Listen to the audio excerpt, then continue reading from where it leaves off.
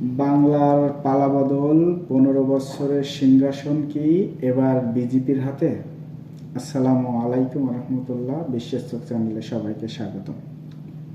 প্রিয় দর্শক, পশ্চিমবঙ্গের রাজনীতিতে ইতিহাসের সবচেয়ে বড় পালাবদলের খবর আসছে।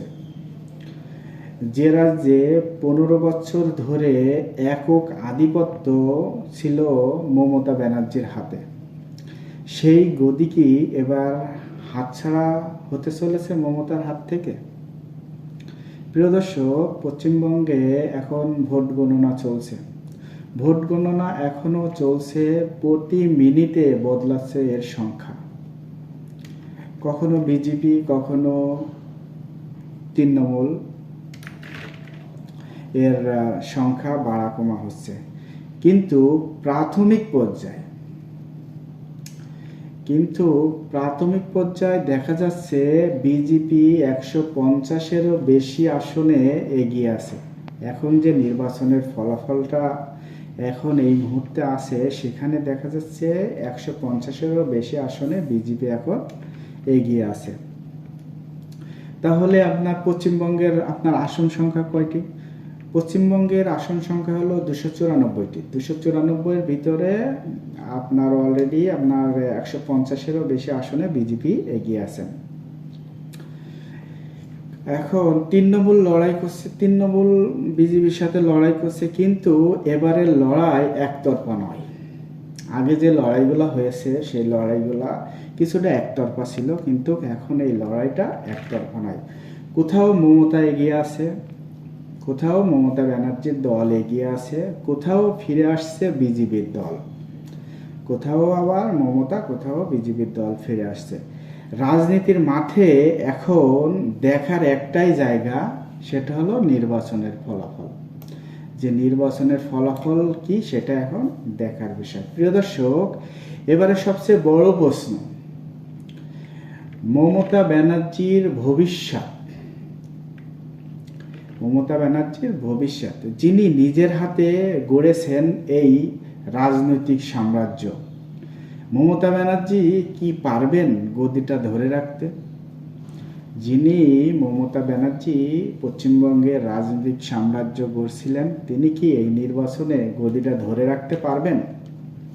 নাকি এবার শেষ হচ্ছে তার দীর্ঘ আধিপত্য, নাকি তার ১৫ বছরের যে আধিপত্য এবার শেষ হয়ে যাচ্ছে? অন্যদিকে বিজেপি এই নির্বাচনকে বানিয়েছে সম্মানের লড়াই। বিজেপি এই নির্বাচনকে কি বলছে, যে তাদের সম্মানের লড়াই, এই নির্বাচনে যদি আমরা হেরে যাই তাহলে আমাদের সম্মান থাকবে না, এটার কথা বলেই আর কি তারা নির্বাচনে ঝাঁপিয়ে পড়ছে। এবং দিল্লির নেতৃত্বে বড় বড় প্রচার, কেন্দ্রীয় শক্তি পুরোপুরি ব্যবহার, সব মিলিয়ে তারা চেয়েছেন বাংলাকে দখলে নিতে। কি বলছে? দিল্লির নেতৃত্বে বড় বড় প্রচার এবং কেন্দ্রীয় শক্তি পুরোপুরি এই নির্বাচনে ঝাঁপিয়ে পড়ছে। কেন্দ্রীয় শক্তি, মোদির দল এই নির্বাচনে সরাসরি ঝাঁপিয়ে পড়ছে মমতা ব্যানার্জি দলের উপরে, যাতে কোনো রকমই মমতা ব্যানার্জির দল, তৃণমূল দলকে যাতে বিজয়ী না হতে পারে, সেই জন্য তারা কেন্দ্রীয় শক্তি ব্যবহার করছে। আর এখন ভোটের ফলাফল বলছে, আর বর্তমান যে ভোটের এখন ফলাফল, সেই ফলাফলে বলছে তারা সেই লক্ষ্য থেকে খুব একটা দূরে নাই।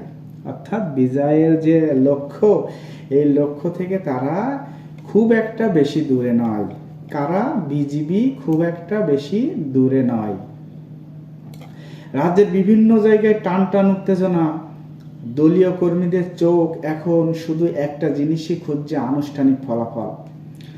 এখন দলীয় কর্মীরা কি বলছে, যে কখন ফলাফল আসবে, আমরা জিতবো, এরকম একটা ব্যাপার স্যাপার।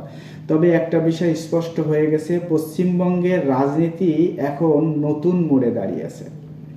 এই মোড় ঘুরে ক্ষমতার চাবিকাঠি কার হাতে যায়, সেটা এখন দেখার বিষয়। প্রিয় দর্শক, এখন প্রশ্ন শুধু একটা রাজ্যেরই নয়, এই ফলাফল নির্ধারণ করতে পারে ভারতের জাতীয় রাজনীতির ভবিষ্যৎ। এটা কি করতে পারে, বা ভারতের জাতীয় রাজনীতির ভবিষ্যৎও এটা বদলে দিতে পারে। তো এখন আর মমতা যদি চমক দেখান, তাহলে আবার শুরু হবে বাংলার নিজের গল্পে চলা, নিজের চাল চরিত্রে চলা, এটা শুরু হবে। কিন্তু যদি আপনার বিজেপি এটা নির্বাচিত হয়, জয়ী হয়, তবে বলা যায় যে বিজেপি এই নির্বাচনে জয়ী হবে, যে পরিসংখ্যান বর্তমানে দেখা যাচ্ছে। তবে তারা তাদের ধ্যান ধারণা অন্যরকম, তারা অন্যভাবে পশ্চিমবঙ্গকে তারা সাজাতে চায়। প্রিয় দর্শক, এখন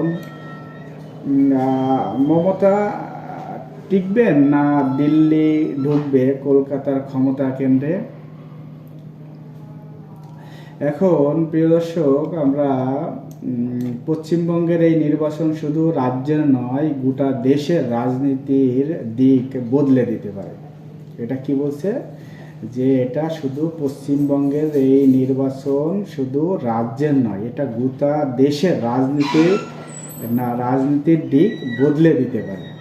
ভোট গণনা চলছে, কে জিতছে, বিজেপি নাকি তৃণমূল, সর্বশেষ আপডেট পেতে এই চ্যানেলটি সাবস্ক্রাইব করুন।